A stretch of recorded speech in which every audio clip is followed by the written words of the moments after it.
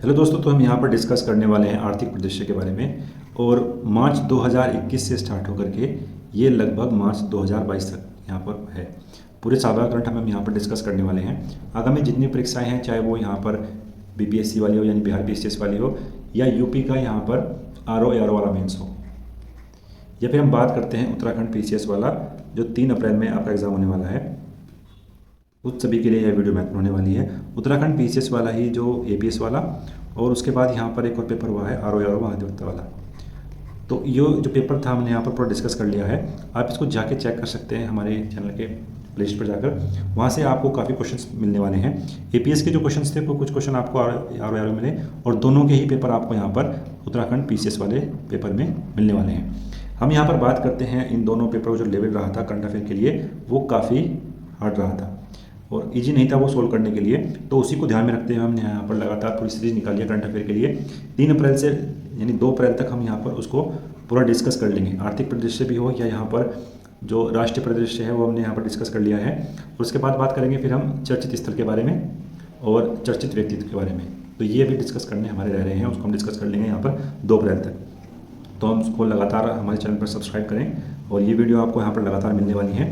अब चलते हैं अपने हम पहले प्रश्न की तरफ। पहला जो हमारे पास यहाँ पर प्रश्न है वो ये है कि 16 फरवरी 2021 को कृषि और किसान मंत्रालय द्वारा वर्ष 2021 और 22 के लिए मुख्य फसलों के उत्पादन का दूसरा अग्रिम अनुमान जारी किया गया है और देश में कितने मिलियन टन यहाँ पर रिकॉर्ड खाद्यान्न उत्पन्न किया गया है। तो 316.06 मिलियन टन यहाँ पर उत्पादन हुआ है। यह आंकड़ा काफ़ी महत्वपूर्ण है, इस तरह के एग्जाम में प्रश्न ये पूछे जा सकते हैं। तो 316.06 मिलियन यहाँ पर इतना उत्पादन हुआ है पूरे खाद्यान्नों का। इसमें कौन कौन से खाद्यान्न है यहाँ पर, इसमें चाहे तो वो मोटा अनाज हो, मक्के हों, दलहन हो, चावल, चना, तूर, गेहूँ, तो इन सभी के बारे में यहाँ पर बात की गई है। चाहे वो अखाद्य जो फसलें हैं उनके बारे में भी यहाँ पर बात की गई है, आप इसे चेक कर सकते हैं। गन्ने का तो जो उत्पादन हुआ है वो हुआ है यहाँ पर 414.04 मिलियन टन। तो ये पूरा आंकड़ा था यहाँ पर। नेक्स्ट प्रश्न के बारे में बात करते हैं। नेक्स्ट हमारे पास यहाँ पर प्रश्न है वो ये है कि जनवरी 2022 में किस पेमेंट बैंक को भारतीय रिजर्व बैंक द्वारा अनुसूचित बैंकों का दर्जा यहाँ पर प्रदान किया गया है। तो काफ़ी महत्वपूर्ण ये करंट है यहाँ पर। तो वो मिला है यहाँ पर एयरटेल बैंक को। एयरटेल पहले पेमेंट बैंक था, उसको यहाँ पर अनुसूचित बैंक का दर्जा दिया गया है और यह दिया है दिसंबर 2021 में आरबीआई द्वारा यह दर्जा यहाँ पर दिया गया है। कुछ यहाँ पर इसकी जो लिमिटेशन है वो यहाँ पर बढ़ती हैं, उसके बारे में बात करते हैं। यहाँ पर ये अब जो अपने ग्राहकों को 1 लाख रुपये तक की जो जमा है वो स्वीकार कर सकता है, और उसके बाद जो लोन है वो यहाँ पर नहीं दे सकता है एयरटेल पेमेंट बैंक। जो छोटे बचत खाते हैं उनको खोल सकता है। एटीएम और डेबिट कार्ड यहाँ पर इसको जारी कर सकता है, लेकिन यहाँ पर जो क्रेडिट कार्ड है उसको यहाँ पर जारी नहीं कर सकता है। नेक्स्ट प्रश्न की बात करते हैं। 3 जनवरी 2022 को किस संस्था ने ऑफलाइन डिजिटल भुगतान फ्रेमवर्क यहाँ पर जारी किया है। तो ये जो पूरी संस्था है वो भारतीय रिजर्व बैंक के हाथ में है, कोई भी फ्रेमवर्क जारी करना यहाँ पर। इससे पहले ये जो ऑनलाइन था, अब यहाँ पर ऑफलाइन भी, यानी आपके पास जो कीपैड वाले जो मोबाइल हैं वहाँ से भी आप इसको डिजिटल भुगतान कर सकते हैं। ये जो है वो बिना इंटरनेट के थ्रू यहाँ पर होने वाला है। छोटे जो मूल्य के भुगतानों को यहाँ पर इजीली बनाने के लिए उनको यहाँ पर ये लागू किया है, और इसकी जो सीमा है वो यहाँ पर 200 रुपये से है, और समय जो लेने की जो सीमा है यहाँ पर 2000 रुपये तक आप इसको यहाँ पर सेंड कर सकते हैं। चलते हैं नेक्स्ट प्रश्न की तरफ। 24 नवंबर 2021 को श्रम और रोजगार मंत्रालय द्वारा भारत सरकार द्वारा मजदूरी दर का आधार वर्ष यहाँ पर संशोधित किया गया है। तो यहाँ पर जो अब रखा गया है 2016 यहाँ पर चेंज किया गया है। इससे बात करते हैं, इससे पूर्व यहाँ पर क्या था। तो यहाँ पर इससे जो पूर्व था वो यहाँ पर था 1963 का आधार वर्ष यहाँ पर अब ये लेके चल रही थी। तो आधार वर्ष का जो सूचकांक होता है वो मूल्य पारंपरिक मूल्य से 100 के बराबर होता है, यानी 100 के बराबर यहाँ पर इसको रखा गया है। कुछ और बात करते हैं जो यहाँ पर महत्वपूर्ण है एग्जाम के पॉइंट ऑफ व्यू से। जीडीपी का जो यहाँ पर बेस ईयर है वो 2011-12 है। सीपीआई यानी उपभोक्ता मूल्य सूचकांक कंज्यूमर प्राइस इंडेक्स का यहाँ पर है 2012। और सबसे महत्वपूर्ण है यहाँ पर थोक मूल्य सूचकांक। थोक मूल्य सूचकांक यहाँ पर मुद्रास्फीति को काउंट करने के लिए जो आरबीआई है वो यहाँ पर कंसिडर करती है। तो यहाँ पर ये है, यहाँ पर 2011-12 इसको रखा गया है, और औद्योगिक उत्पादन सूचकांक है यहाँ पर 2011-12। तो ये यहाँ पर 2016 किया गया है, बाकी सब यहाँ पर 11-12 ही हैं। चलते हैं नेक्स्ट प्रश्न की तरफ। नेक्स्ट प्रश्न हमारे पास केंद्रीय बजट से यहाँ पर क्वेश्चन हैं। बात करते हैं बजट के बारे में। जो हमारा पहला प्रश्न हमारे पास यहाँ पर 1 फरवरी 2022 को केंद्रीय वित्त कॉर्पोरेट मंत्री निर्मला सीतारमण जी ने वित्तीय वर्ष 2022-23 के लिए बजट को जो है संसद में पेश किया। इसमें भारत सरकार का व्यय वर्ग कितना है, तो इतना व्यय यहाँ पर इन्होंने किया है। और सबसे बड़ी जो व्यय करने में मद रहा है तो यहाँ पर ये महत्वपूर्ण है। सबसे अधिक जो यहाँ पर खर्च किया है गवर्नमेंट ने वो किया है स्कीम पर, यानी योजनाओं पर यहाँ पर सबसे अधिक जो है धनराशि खर्च की है इंडियन गवर्नमेंट ने। नेक्स्ट प्रश्न हमारे पास यहाँ पर राजकोषीय घाटा कितना रहने वाला है। तो यहाँ पर जो जीडीपी का 6.4% यहाँ पर राजकोषीय घाटा रहने वाला है। एग्जाम के पॉइंट ऑफ व्यू से काफ़ी महत्वपूर्ण है। कई बार इस टाइप्स के जो एग्जाम में ये प्रश्न पूछे गए हैं। राजस्व घाटा यहाँ पर 3.8% है, प्रारंभिक राजस्व घाटा यहाँ पर 2.6% है और प्राथमिक घाटा यहाँ पर 2.85% है। तो ये पूरा यहाँ पर था। बात करते हैं नेक्स्ट प्रश्न के बारे में। केंद्रीय बजट 2022-23 में भारत की आर्थिक वृद्धि दर कितनी रहने का यहाँ पर अनुमान लगाया गया है। तो 9.2% यहाँ पर रहने का अनुमान लगाया गया है। एग्जाम के पॉइंट ऑफ व्यू से महत्वपूर्ण है। बजट 2022-23 में पीएम गति शक्ति को बढ़ावा देने के लिए कितने कारक यहाँ पर प्रस्तावित किए गए हैं। तो 7 फैक्टर यहाँ पर डिसाइड किए गए हैं, जो रोड है, रेल, एयर मार्ग्स हैं, विमानपत्तन है, माल परिवहन है, जलमार्ग और लॉजिस्टिक जो इंफ्रास्ट्रक्चर है उसको भी यहाँ पर कंसिडर किया गया है। तो यहाँ पर ये महत्वपूर्ण था। और तो बजट 2022-23 के अनुसार अगले 3 वर्षों के दौरान कितने मल्टी मॉडल लॉजिस्टिक के लिए कितने पीएम शक्ति कार्गो टर्मिनल विकसित किए गए हैं। तो 100 यहाँ पर इनकी संख्या है। तो ये पूरा यहाँ पर था। कुछ और महत्वपूर्ण फैक्टर के बारे में बात करते हैं। तो ये इतने महत्वपूर्ण नहीं है, डाटा वगैरह हैं यहाँ पर। इसको मेरे हिसाब से इससे की जो हैं ये एग्ज़ाम के पॉइंट ऑफ व्यू से काफ़ी महत्वपूर्ण नहीं है। और सबसे पहले अब बात करते हैं हम यहाँ पर महत्वपूर्ण जो हमारे पास करंट अफेयर है वो है कि खेलो इंडिया के लिए कितनी राशि आवंटित यहाँ पर की गई है। खेलो इंडिया के लिए 974 करोड़ रुपए यहाँ पर इन्होंने जो है राशि आवंटित की है। नेक्स्ट बात करते हैं कि बजट 2022-23 में कब से गैर मिश्रित ईंधन पर प्रति लीटर 2 रुपये का अतिरिक्त विधेयक उत्पाद शुल्क लगाने की यहाँ पर घोषणा की है। तो वो की है 1 अक्टूबर 2022 से। अभी आपका और जो गैर मिश्रित ईंधन है वो भी महंगा होने वाला है। नेक्स्ट प्रश्न हमारे पास, बजट 2022-23 में पर्वतमाला राष्ट्रीय रोपवेज विकास कार्यक्रम के तहत 2022-23 में 60 किलोमीटर लंबी कितनी रोपवे परियोजनाओं को यहाँ पर अनुबंध किया गया है। तो ऐसी जो परियोजना है वो है यहाँ पर 8, ये 81 नहीं है, 8 परियोजनाएं यहाँ पर लागू की गई हैं। अब हमारे पास आर्थिक समीक्षा जो प्रश्न है उसके बारे में बात करते हैं। एक महत्वपूर्ण प्रश्न एग्जाम के पॉइंट ऑफ व्यू से यहाँ पर बहुत ही महत्वपूर्ण है। 31 जनवरी 2022 को केंद्रीय वित्त और कॉर्पोरेट कार्य मंत्री निर्मला सीतारमण जी ने संसद में आर्थिक समीक्षा 2021-22 यहाँ पर पेश की है।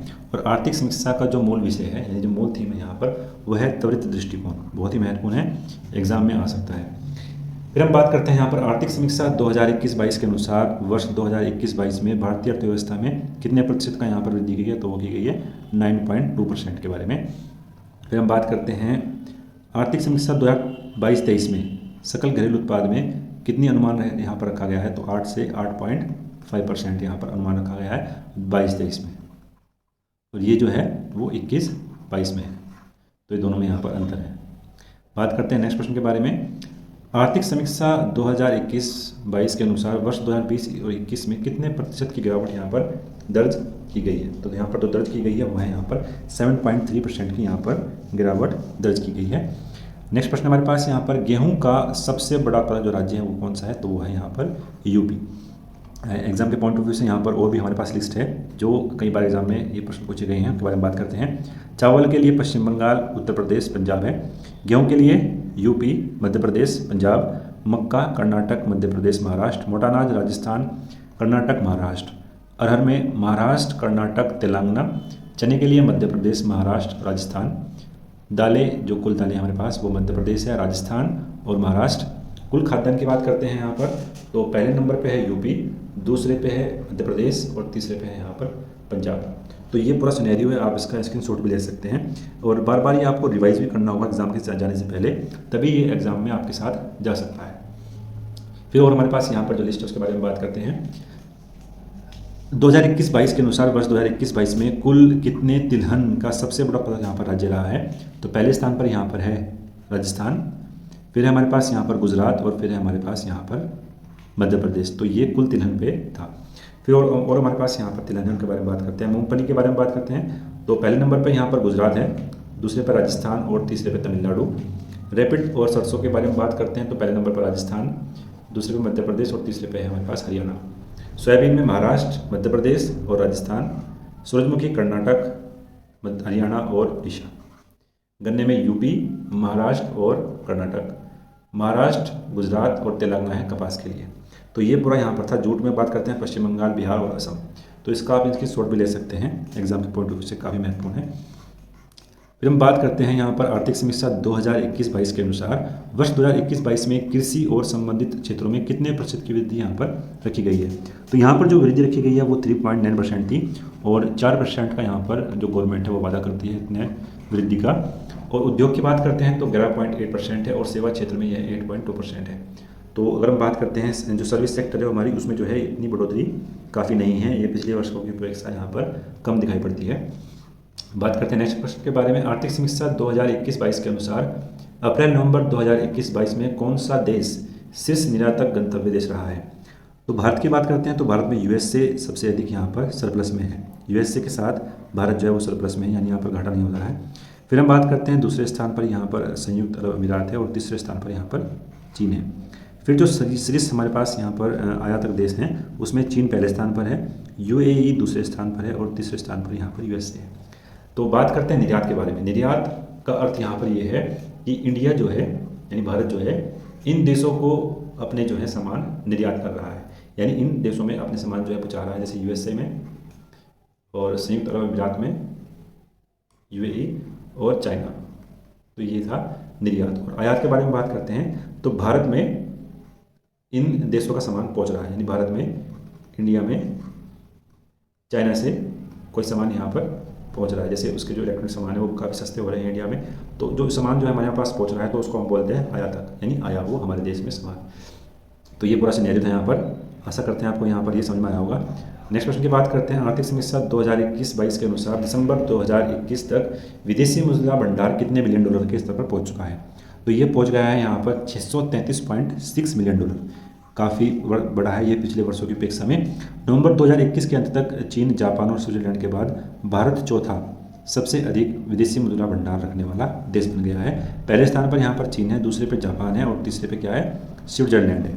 तो स्विट्जरलैंड जो किस नदी के किनारे पर स्थित है ये आपको एग्जाम के लिए काफ़ी महत्वपूर्ण है, आपको कमेंट बॉक्स में बताना है। चाहे आप उसको नेट पर सर्च करो, कहीं पर भी सर्च करो, आप उसको यहाँ पर कमेंट बॉक्स में आपको यहाँ पर बताना है।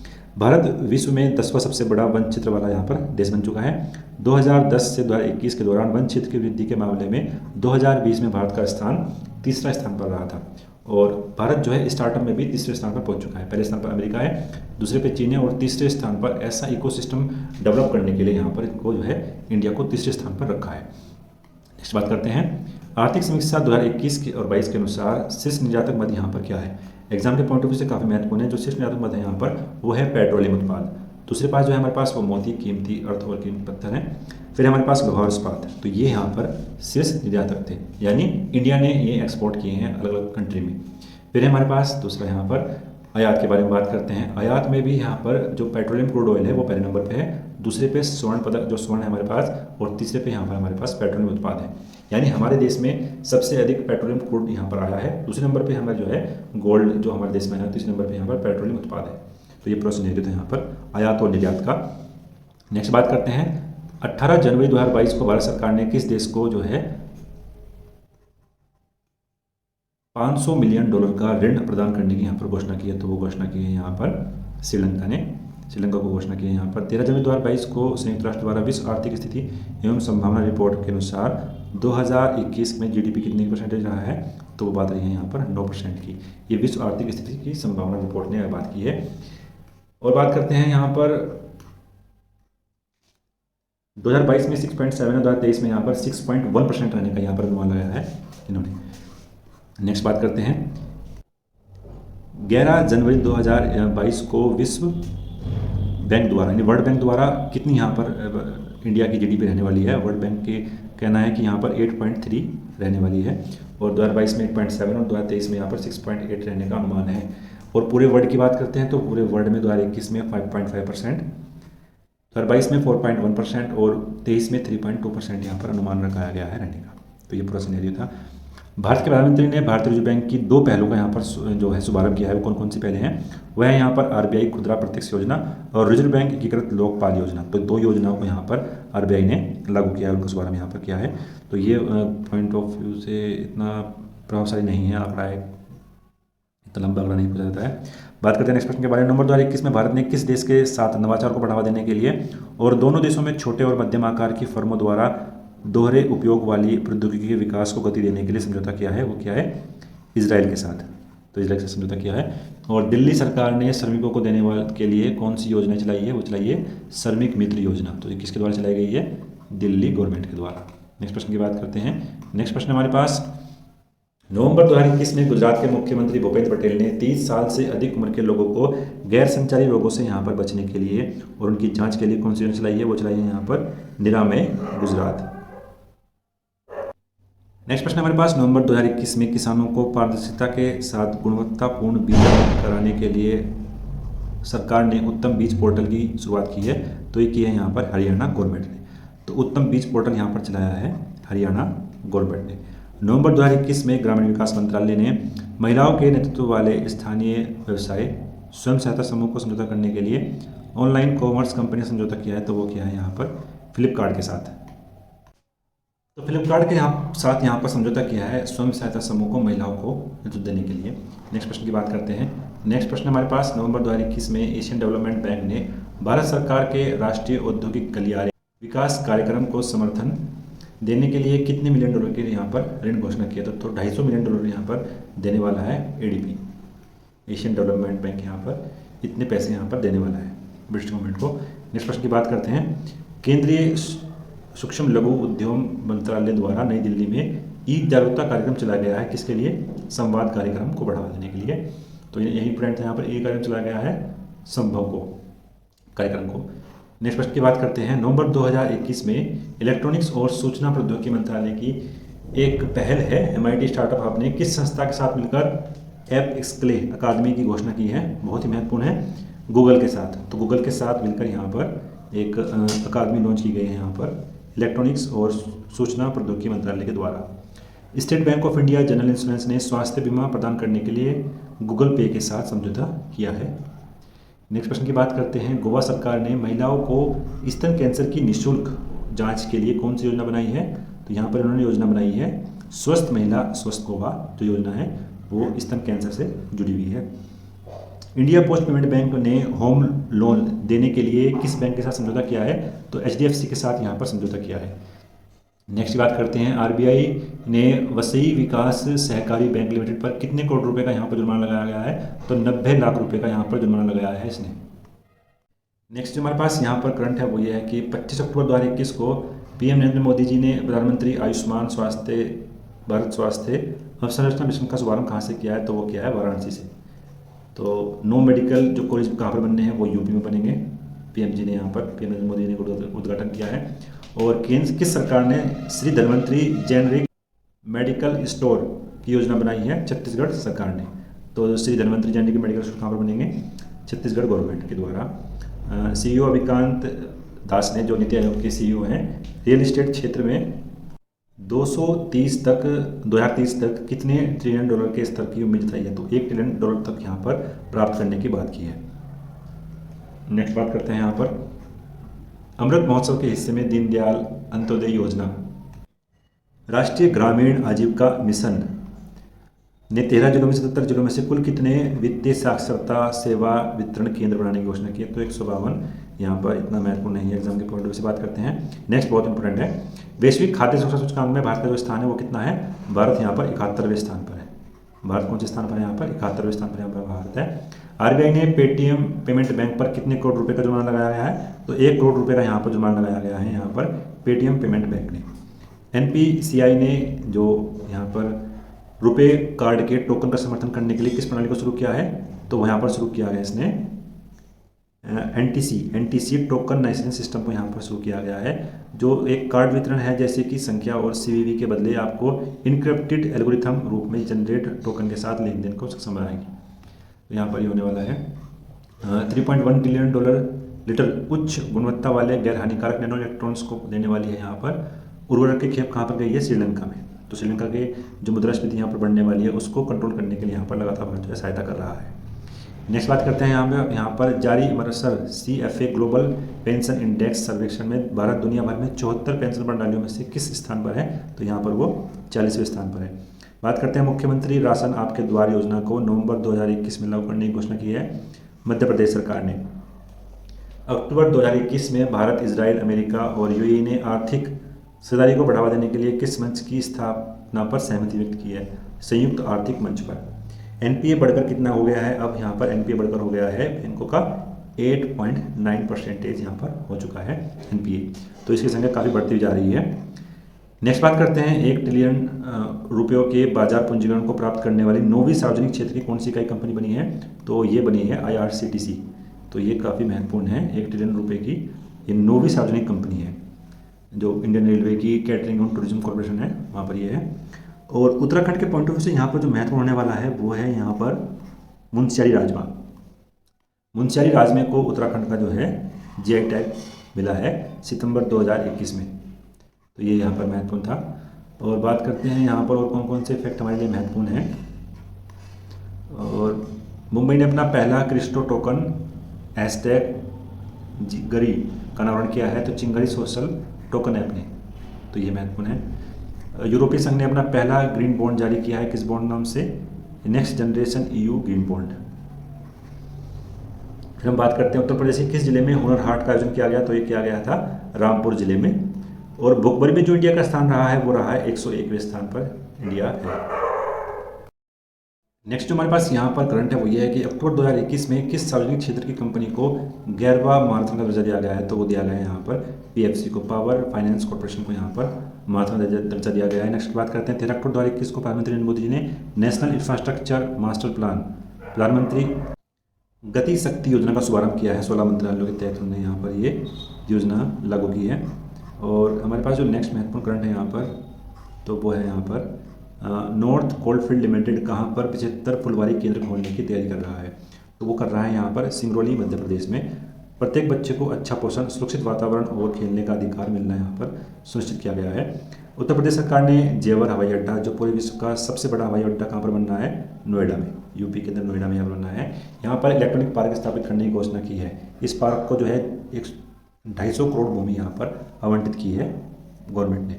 नेक्स्ट बात करते हैं सितंबर 2021 में ADB यानी एशियन डेवलपमेंट बैंक ने भारतीय अर्थव्यवस्था की विकास दर का कितना अनुमान लगाया गया है। 2023 में GDP का 7.5%, 2022 में पूर्व अनुमान पर यहाँ पर प्रकार रखा है, और 2022 में भारतीय अर्थव्यवस्था की GDP दर अनुमान कितनी है, तो वो यहाँ पर 10% है।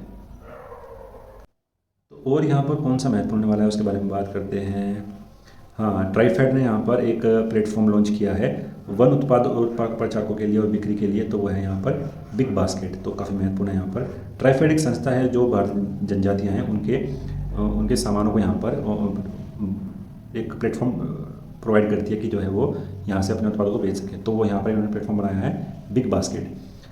तो यहाँ पर भारत का तीसरा सबसे बड़ा व्यापारिक भागीदार है UAE, और सबसे बड़ा जो व्यापारिक भागीदार है नंबर 1 पर वो क्या है, अमेरिका। आज़ादी का अमृत महोत्सव समारोह के हिस्से में वाणिज्यिक सप्ताह कब बनाया गया, तो वाणिज्यिक सप्ताह बनाया गया था 20 से 26 सितंबर 2021 के मध्य।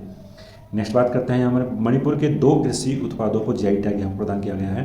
पहला उत्पाद है यहाँ पर तामेंगलोंग संतरा, और दूसरा उत्पाद जो है वो मिर्च है जिसको हम हथई मिर्च कहते हैं, हथई मिर्च और तामेंगलोंग संतरा। तो 2 है यहाँ पर।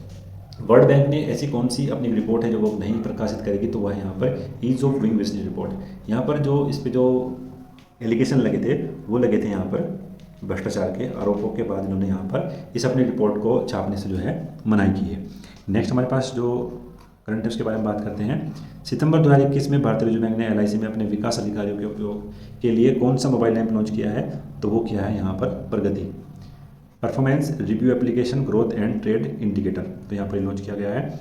और हमारे पास जो यहाँ पर महत्वपूर्ण करंट अफेयर है वो यहाँ पर है कि हाँ, सितंबर 2021 में PFC ने भारत का पहला यूरो ग्रीन बॉन्ड जारी किया था। तो PFC क्या है, यहाँ पर 11वां माराथन का दर्जा प्राप्त हुआ है, जो 11वीं कंपनी है ये।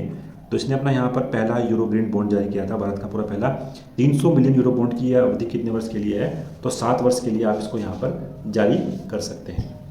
नेक्स्ट बात करते हैं हम यहाँ पर सितंबर 2021 में एशियन डेवलपमेंट बैंक ने भारत में चेन्नई नदी बेसिन में शहरी बाढ़ सुरक्षा और प्रबंधन के लिए कितने मिलियन डॉलर की ऋण की मंजूरी दी है, तो 251 मिलियन डॉलर की यहाँ पर बात की गई है। नेक्स्ट हम बात करते हैं यहाँ पर जो महत्वपूर्ण है हमारे लिए, तो यहाँ पर और कोई सा महत्वपूर्ण हमें नहीं दिख रहा है। एक और करंट हमारे पास यहाँ पर है, भारत का हैवी इलेक्ट्रिकल लिमिटेड यानी BHEL ने भारत के सबसे बड़े फ्लोटिंग सोलर फोटोवोल्टिक प्लांट को कहाँ पर स्थापित किया, तो ये क्या है यहाँ पर आंध्र प्रदेश में NTPC सीमाद्री का, इसकी क्षमता यहाँ पर 25 मेगावाट है। तो 25 मेगावाट क्षमता के साथ यहाँ पर ये शुरू होने वाला है। पहला है भारत का floating solar photovoltaic plant. Next हमारे पास यहाँ पर करंट है वो यहाँ पर एक है कि केंद्र सरकार ने किस योजना को 1 अप्रैल 2021 से 31 मार्च 2026 तक जारी रखने को मंजूरी प्रदान की है। तो वो है यहाँ पर समग्र शिक्षा योजना को। तो समग्र शिक्षा योजना को यहाँ पर ये मंजूरी की है इसने यहाँ पर जारी रखने की। और हमारे पास जो महत्वपूर्ण करंट अफेयर है यहाँ पर ये वाला का एग्जाम के पॉइंट ऑफ व्यू से काफ़ी महत्वपूर्ण है। 2 अगस्त 2021 को जारी की गई फॉर्चून ग्लोबल 500 सूची है रिलायंस इंडस्ट्रीज में 59वें स्थान से फिसल कर यह पहुंच गई है 155वें स्थान पर। तो यहाँ पर इतनी बड़ी गिरावट यहाँ पर दर्ज की गई रिलायंस इंडस्ट्रीज में। पहला स्थान प्राप्त किया है यहाँ पर वॉलमार्ट ने। और अन्य जो भारतीय जो कंपनियां हैं यहाँ पर, ये संस्थाएं हैं यहाँ पर, के बारे में बात करते हैं। भारतीय स्टेट बैंक यहाँ पर 205वें स्थान पर है। इंडियन ऑयल कॉर्पोरेशन यहाँ पर 212वें स्थान पर है। ONGC यहाँ पर 243वें स्थान पर है। राजेश एक्सपर्ट यहाँ पर 348वें स्थान पर है। और कुल मिलाकर बात करते हैं तो कुल मिलाकर 7 कंपनियां हैं भारत की इस सूची में। तो इतना ही महत्वपूर्ण था यहाँ पर। और हमारे पास जो यहाँ पर महत्वपूर्ण है वो है यहाँ पर 1 अगस्त 2021 को हल्दीबाड़ी चिलाटी रेल लिंक के माध्यम से पत्थर के टुकड़े ले जाकर बांग्लादेश जाने वाली पहली मालगाड़ी को अलीपुर मंडल के किस स्टेशन पर रवाना किया गया। तो वो क्या था यहाँ पर, डमडिंग रेलवे स्टेशन पर। तो इतना ही महत्वपूर्ण है यहाँ पर। अब हम देखते हैं नेक्स्ट और हमारे पास महत्वपूर्ण क्या है यहाँ पर। तो इस पेज पर यहाँ पर हमारे पास काफ़ी अच्छे करंट अफेयर हैं। जुलाई 2021 में भारतीय रिजर्व बैंक ने भारत के पहले शिक्षा वित्त पोषण मंच को NBFC का लाइसेंस प्रदान किया है। तो वो कौन के यहाँ पर, ज्ञानधन एक वित्तीय पोषण मंच है, उसको यहाँ पर शिक्षा वित्तीय पोषण मंच को RBI ने किया है, NBFC का दर्जा प्रदान किया गया है। और 1 करोड़ फास्टैग जारी करने वाला देश का पहला बैंक बन गया है यहाँ पर पेटीएम पेमेंट बैंक। नेक्स्ट जो हमारे पास यहाँ पर महत्वपूर्ण है वो है कि असम के मुख्यमंत्री हिमंत बिस्वा शर्मा ने कहाँ पर बांस औद्योगिक पार्क की स्थापना की है। तो ये किया है यहाँ पर मदरडीमा डीमा हासो में। तो ये महत्वपूर्ण था यहाँ पर।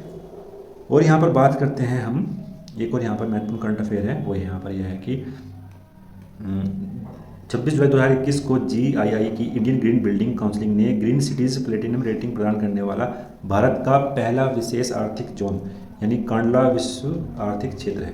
ये वाला जो प्रश्न है आपको RO महाधिवक्ता वाले में देखने को मिला था। नेक्स्ट बात करते हैं हम यहाँ पर उसके। और हमारे पास कौन सा करंट अफेयर है, ADBI ने चालू वित्तीय वर्ष में भारत के आर्थिक विकास को अनुमान को रहने की कितनी बात की है। तो 10% यहाँ पर बात की है। नेक्स्ट बात करते हैं हम यहाँ पर 18 जुलाई 2021 को भारत और नेपाल के बीच 34.50 किलोमीटर लंबे रेलखंड का सफल परीक्षण किया गया। यह रेलखंड कहाँ से कहाँ तक चला जा रहा है, ये जयनगर मधुबनी बिहार से कुर्था महोदरी नेपाल तक यह पहुँच रहा है, जिसको भारत नेपाल मैत्री परियोजना का नाम भी यहाँ पर इसको दिया गया है। नेक्स्ट हमारे पास यहाँ पर जो महत्वपूर्ण है उसके पास चलते हैं हम सीधे। नेक्स्ट हमारे पास जो यहाँ पर महत्वपूर्ण करंट अफेयर है उसके बारे में बात करते हैं कि जून 2021 में उड़ीसा के मुख्यमंत्री नवीन पटनायक ने अनाथों को आर्थिक सहायता प्रदान करने के लिए कौन सी योजना शुरू की है। तो यहाँ पर शुरू योजना की गई है वो है यहाँ पर आशीर्वाद योजना। तो इस योजना को यहाँ पर शुरू किया गया है। नेक्स्ट हमारे पास जो यहाँ पर करंट अफेयर होने वाला है इंपोर्टेंट, उसके बारे में बात करते हैं हम यहाँ पर। जून 2021 में किस राज्य ने स्वामित्व योजना को लागू करने के लिए सर्वे ऑफ इंडिया से यहाँ पर समझौता किया है। तो असम सरकार ने यहाँ पर समझौता किया है स्वामित्व योजना को। इसकी जो उद्घाटन किया गया था 24 अप्रैल 2020 को, स्वामित्व योजना नाम है, उद्घाटन किया था यहाँ पर PM नरेंद्र मोदी जी ने। नेक्स्ट हमारे पास जो यहाँ पर महत्वपूर्ण है वो है यहाँ पर जरदुरा, जिसको GI टैग है भागलपुर का, भारत द्वारा किस देश को निर्यात किया गया था। तो यह किया गया था यूनाइटेड किंगडम। पहला अंतर्राष्ट्रीय समुद्रिक सेवा क्लस्टर कहाँ पर खोला गया है, गिफ्ट सिटी गुजरात में। काफ़ी महत्वपूर्ण एग्जाम के पॉइंट ऑफ व्यू से। नेक्स्ट हम बात करते हैं यहाँ पर जून 2021 में इकोनॉमिस्ट इंटेलिजेंस नेट द्वारा विश्व के सबसे निवास योग्य शहरों की सूची को जारी किया गया। इसमें जो पहले स्थान पर है वो है यहाँ पर ऑकलैंड, न्यूजीलैंड का शहर जो है वो पहले स्थान पर यहाँ पर रखा गया है। नेक्स्ट हम बात करते हैं यहाँ पर जो यहाँ पर महत्वपूर्ण है, हम सीधा वहीं पर चलते हैं, उसी क्वेश्चन के बारे में यहाँ पर डिस्कस कर रहे हैं। 24 मई 2021 को वाणिज्य उद्योग मंत्रालय द्वारा जारी आंकड़ों के अनुसार संयुक्त राज्य अमेरिका किस देश के पीछे छोड़ते हुए भारत में FDI का दूसरा सबसे बड़ा यहाँ पर स्रोत बन गया है। तो वो बन गया है यहाँ पर मॉरिशस को। तो पहले स्थान पर जो FDI के बारे में है तो वो है यहाँ पर सिंगापुर। दूसरे स्थान पर है हमारे पास यहाँ पर USA। और तीसरे स्थान पर जो हमारे पास है वो है यहाँ पर मॉरिशस। तो ये 3 कंट्री हैं जो यहाँ पर पहले दूसरे स्थान पर रखे गए हैं। और सिंगापुर पहले पर है, दूसरे पर संयुक्त राज्य अमेरिका और तीसरे पर यहाँ पर मॉरिशस है। 8 अप्रैल 2021 को भारत का पहला ग्रीन म्यूनिसिपल बॉन्ड किस नगर निगम ने जारी किया गया। तो वो क्या है यहाँ पर गाजियाबाद नगर निगम ने ये जारी किया गया है। नेक्स्ट हमारे पास मई 2021 में भारतीय रिजर्व बैंक ने निजी क्षेत्र के किस बैंक को आरबीआई अधिनियमित की दूसरी अनुसूची से बाहर किया है? तो लक्ष्मी विकास विलास बैंक को यहाँ पर ये बाहर किया गया है। और हम बात करते हैं यहाँ पर आरबीआई के गवर्नर शक्तिकांत दास ने की अध्यक्षता में मौद्रिक नीति समिति ने मौद्रिक नीति वक्तव्य 2021-22 में जारी किया गया और 2022-23 में वास्तविक जीडीपी कितने प्रतिशत रहने का यहाँ पर आरबीआई ने अनुमान लगाया है? तो 7.8% यहाँ पर आरबीआई का अनुमान है भारत की जीडीपी रहने का। तो ये तो महत्वपूर्ण था यहाँ पर आर्थिक परिदृश्य के बारे में। अभी हमारे पास 2-3 टॉपिक और हैं जिनके बारे में हम यहाँ पर डिस्कस करेंगे। आशा करते हैं आपको हमारी ये सीरीज जो है पसंद आ रही है, वो पसंद आए तो प्लीज़ लाइक करें, शेयर करें दोस्तों के साथ। मिलते हैं नेक्स्ट वीडियो में। धन्यवाद। जय हिंद।